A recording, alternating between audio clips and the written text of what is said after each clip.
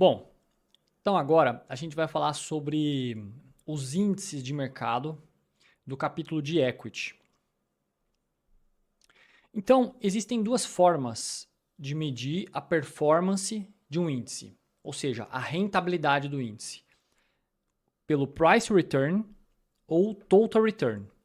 A diferença aqui é que o Total Return ele inclui os dividendos e o Price Return não. Isso já vai ficar mais claro, se ainda não está, com os exemplos que a gente vai fazer a seguir. Um ponto bem importante já destacar.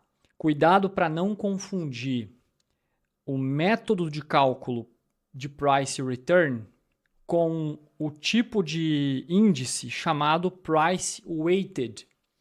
Então, que vai ser o primeiro exemplo que a gente vai fazer. Então vamos lá, vamos começar, isso aqui já vai ficar mais claro. Existem 5 métodos de peso dos ativos em um índice. 5 métodos. O primeiro é o Price Weighted, que é baseado em preço. Então, o peso de um ativo no índice, ele vai ser proporcional ao preço dele sobre o valor total de todos os preços. A gente vai fazer alguns exercícios, por enquanto, fica tranquilo se ainda não... Tranquila também, se ainda não ficou tão claro. O Equal Weighting é quando todos os ativos eles têm peso idêntico. Então, tem 10, cada um tem 10%. E só para dar um exemplo aqui do Price Weighting também, acabei pulando, vamos supor que um ativo ele vale $10 e o outro vale $20. Então, o que vale 10, em relação à soma de 30, que é 10 mais 20, ele 10 em relação a 10 mais 20, que é 30, então 10 sobre 30 dá 33%, um terço. Então esse vai ser o peso desse ativo, então é baseado no preço. O Market Cap Weighting é baseado no total de ações que a empresa tem emitido, então total, que é diferente do Float Adjusted, que considera só a quantidade de ações listadas. Então, o free float, que a gente chama. Então, o market cap não, é o total de ações da empresa, listadas e não listadas, vezes o preço. Então, é o market cap dela. Quem tiver mais market cap vai ter um peso maior no índice. Esse é o método que é mais utilizado nos principais índices do mundo. Enquanto que o Float Adjusted, como eu comentei, ele é ponderado pelo Free Float. E o Fundamental Weighting, que ele vai ponderar o peso dos ativos com base no Dividend Yield, preço-lucro. Então, dependendo do objetivo do índice, ele vai dar mais peso a uma ação que tem, por exemplo, um preço-lucro maior, em detrimento de outra que tem um preço-lucro menor. Bom, aqui são alguns cálculos que são bastante importantes de entender. Então, vamos começar pelo Price Weighted, e aí a gente vai fazer a conta do Price Return e do Total Return. Então, vejam, como a diferença, a partir do momento que você entende essa diferença, fica fácil calcular qualquer um deles. Então, o Price Return é o seguinte, a gente tem aqui 3 ativos que compõem esse índice que é Price Weighted. Então, apenas 3 ativos.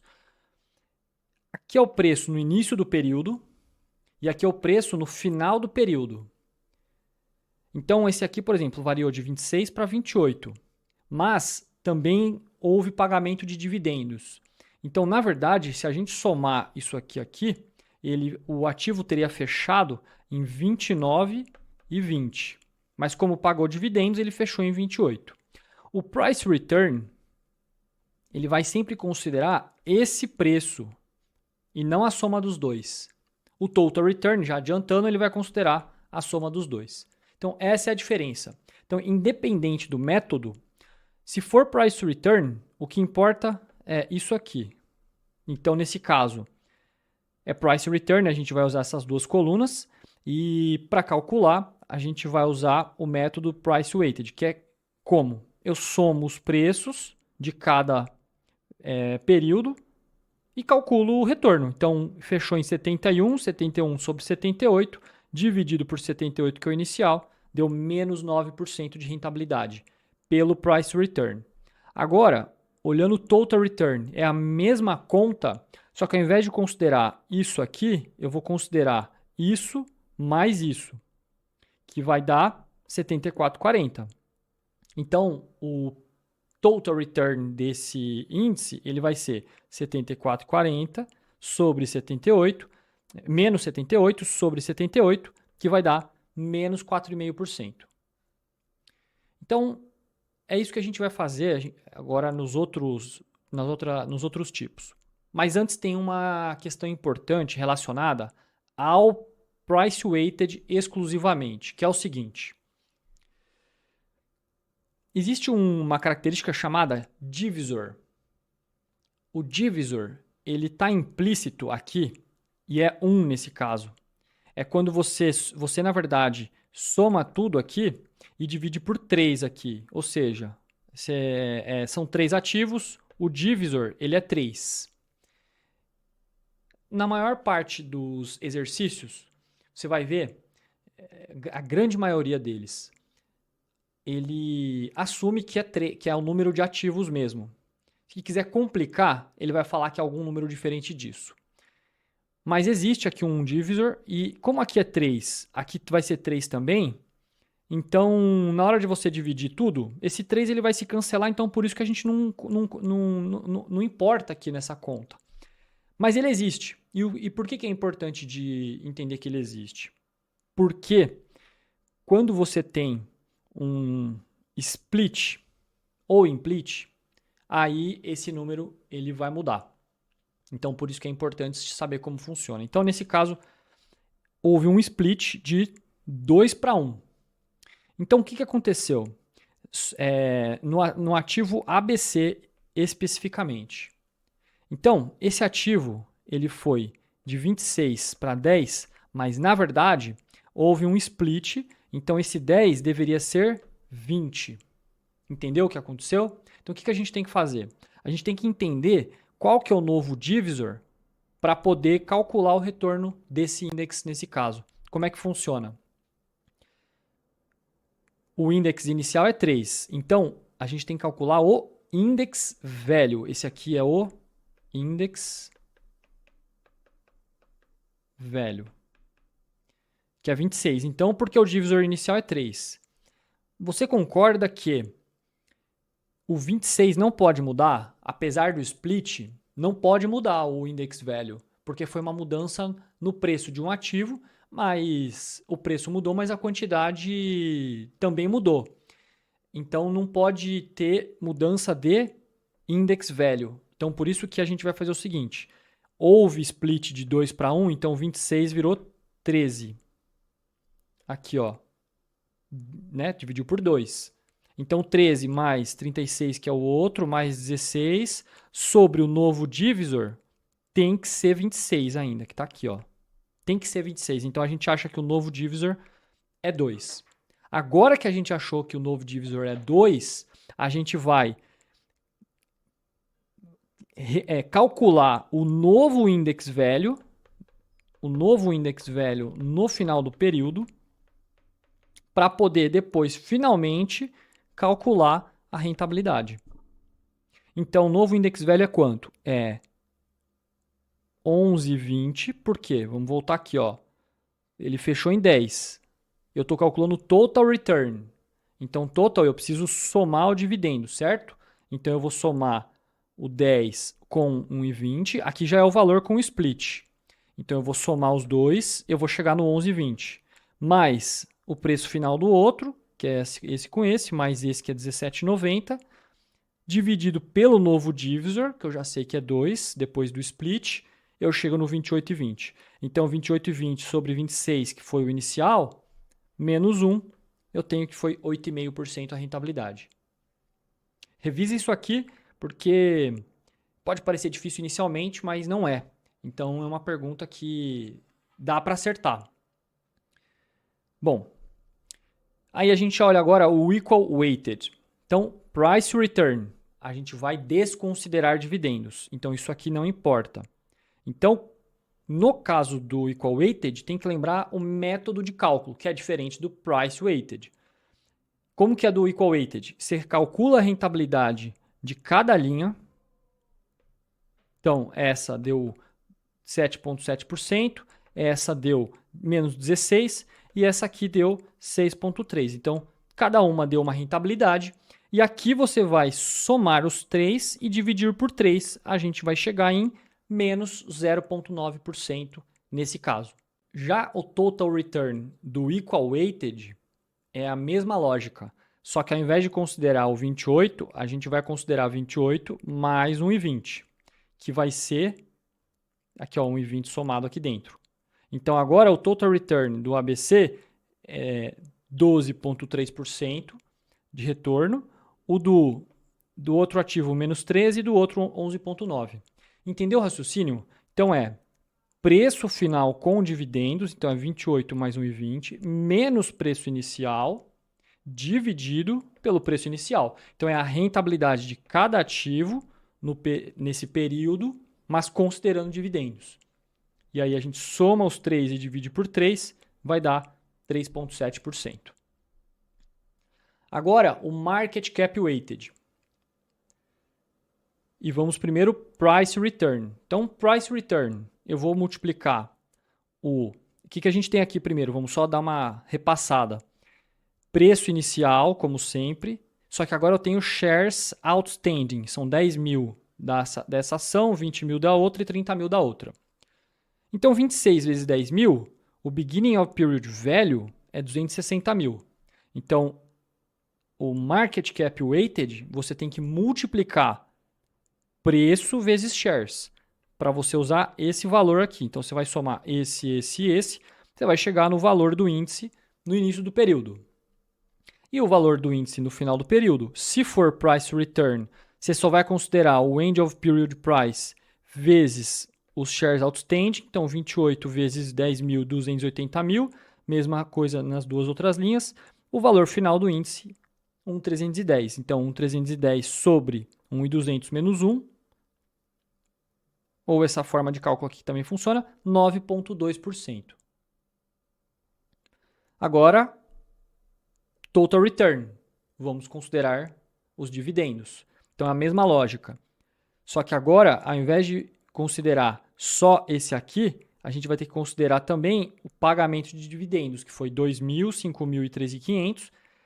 Então, tem que somar esses dois. Então, esse 10.500, ó, ele está aqui somando. Então, eu faço a mesma conta, nesse caso, 10% de retorno.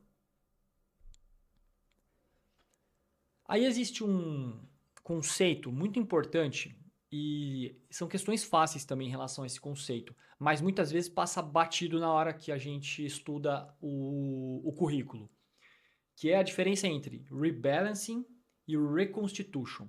A diferença é que rebalancing é rebalanceamento, ou seja, é ajustar os pesos dos ativos, mas não necessariamente tirá-los do índice, que é o que significa reconstitution. Reconstitution é trocar ativos do índice. Então, ativos, alguns que vão sair do índice e outros que vão entrar.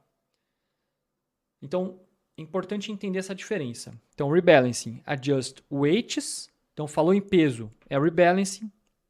Reconstitution, falou em change assets, aí está falando, ou então fala em add ou remove, aí está falando em reconstitution. Importante, lembre que, independente de ser rebalancing ou reconstitution, ambos geram turnover of assets no índice. Porque aí você fala, só reconstitution vai gerar turnover porque está trocando ativo. Não, rebalance também gera turnover. E aí outro conceito importante que tem no material é em relação à frequência de rebalanceamento. Qual tipo de índice rebalanceia mais rápido e qual rebalanceia menos? Bom, o price weighted, ele na verdade não tem rebalanceamento, porque o peso é de acordo com o próprio preço. Então, não tem rebalanceamento na verdade do price weighted. No outro extremo, a gente tem o equal weighted. E veja, é fácil de lembrar isso, porque qualquer mudançazinha de peso já desbalanceou o equal weighted, você concorda? Então, é o que vai ter mais issues related to rebalancing. E no meio do caminho a gente tem o market cap weighted, que como ele é free float, acaba tendo meio que um reajuste automático conforme as ações mudam de preço. Mas o que menos rebalanceia, que na verdade não tem rebalanceamento, é o price weighted. E aí eu coloquei aqui para ajudar a memorizar cor verde, inclusive o dinheiro aqui, porque muitas vezes na hora da prova dá um branco de conceitos simples, mas a imagem ajuda a lembrar. Então o verde aqui, price, junto com dinheiro, dinheiro verde, acho que aqui ajuda a lembrar que o price weighted está no lado esquerdo. E vermelho, e aí aqui o símbolo de igual, para também lembrar, o símbolo de igual está do lado direito do slide, e aí estava vermelho, então equal weighted é o que mais tem rebalanceamento. Os índices são usados de forma, em geral, para o quê? E aqui passar bem rápido mesmo, só para relembrar. Medir sentimento do mercado de modo geral, então se a bolsa, o índice está subindo demais nas últimas semanas, é um indicador de sentimento otimista e vice-versa. Proxies para performance, então o S&P 500 está subindo muito, então é uma proxy para a bolsa de forma geral. São proxies também para asset classes em asset allocation. A gente usa índices para montar asset allocation, servem de benchmarks para as carteiras e também é a base para produtos de investimento como ETFs. Em relação aos tipos de índices de equity, fixed income, também só para ter uma ideia. Bom, equities em geral tem índices chamados large cap, mid cap, small cap, que está relacionado ao tamanho das empresas, ou também relacionados ao investment style. Então, value stocks, growth stocks, ou às vezes uma combinação das duas coisas. Já no caso de renda fixa, tem alguns conceitos aqui importantes de se lembrar, que são o seguinte. Primeiro, renda fixa tem um challenge relevante que é em relação à quantidade de ativos. É muito maior do que em índices de equity. O segundo problema é liquidez. Como tem muitos ativos, em geral os mais recentes são os mais tradeados.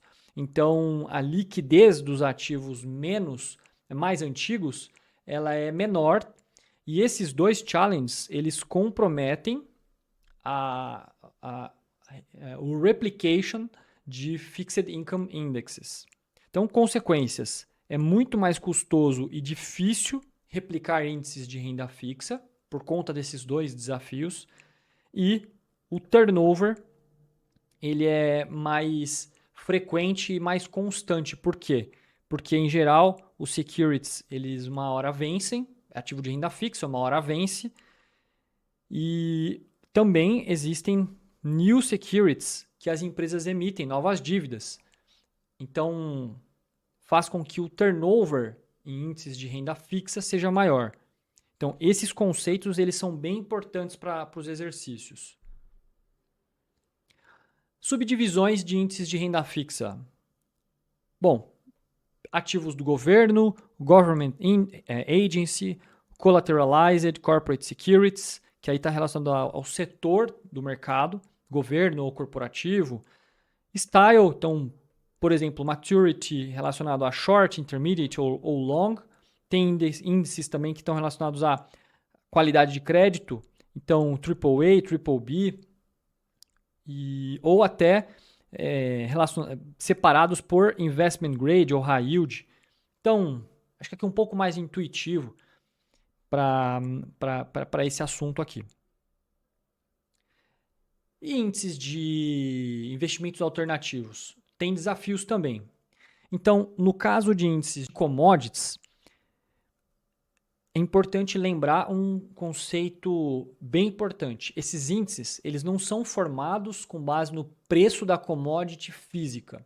São utilizados contratos futuros. Então, falou em contrato futuro, está falando de Commodity Index. E por serem contratos futuros, é necessário continuous rollover, né, rolagem dos contratos quando eles vencem, tem que rolar o contrato em um novo para manter o espelhamento do índice, e isso acaba afetando os retornos por conta das taxas de juros. Quando rola um contrato curto para um contrato mais longo, tem um juros maior embutido nesse período, então isso afeta o retorno do índice, assim como também o roll yield, que é o yield nessa rolagem do contrato. A diferença de preço também do ativo, não só devido à taxa de juros, mas ao próprio ativo subjacente. A diferença de preço percebida, né, do ativo de um período para o outro. Então, o preço do milho esperado para março do ano que vem é diferente do preço do milho esperado para daqui 2 meses. Então, esse que é o ponto. Já no caso de Real Estate Index, tem 3 palavras importantes aqui de lembrar, que são 3 categorias de Real Estate Indexes. São os Appraisal Indexes, são os Repeat Sales Indexes e os REITs. Bom, os Appraisal Indexes, eles são baseados no valuation de ativos físicos. Então, por essa razão, eles têm um lag de mensuração, porque o tempo vai passando e claro que não é feito diariamente isso, então tem um lag e então esse é um issue dos Appraisal Indexes. Os Repeat Sales são baseados em vendas, então as vendas dos ativos, os preços das vendas vão servir de referência para definir o preço do índice. E os REITs, que são os ativos mais líquidos. Então, esse aqui é o que teria o menor problema em precificação de índice em relação ao lag de preços. Então, falou em Infrequent Transactions e Liquid Markets, estamos falando de Real Estate Indexes. No caso de hedge fund, as palavras-chave aqui são Voluntary Reporting, porque os hedge funds eles podem publicar os relatórios quando eles bem desejarem, para falar a verdade. A regulamentação de hedge funds é muito pouco restrita nos Estados Unidos, ela é muito ampla, muito livre. Então, esse é um problema, depende de quando o fundo vai divulgar os resultados. Gera um overlap de databases, também causa diferenças de mensuração entre os índices. E além disso, existe aqui uma palavra-chave relacionada a hedge fund indexes, que é o survivorship bias. Porque conforme os índices, os hedge funds, eles desaparecem, eles saem dos índices. Então isso vai criando um survivorship bias, ou seja, o índice ele fica biased, ele fica realmente... Ele reflete apenas os hedge funds sobreviventes. Então, por essa razão, ele fica enviesado positivamente. E a gente chama esse viés de survivorship bias. Então, falou essa palavra, está relacionado a hedge fund. Falou essas palavras aqui relacionadas a real estate. E falou futures contracts, estamos falando dos commodity indexes. A gente fica por aqui. Até a próxima aula.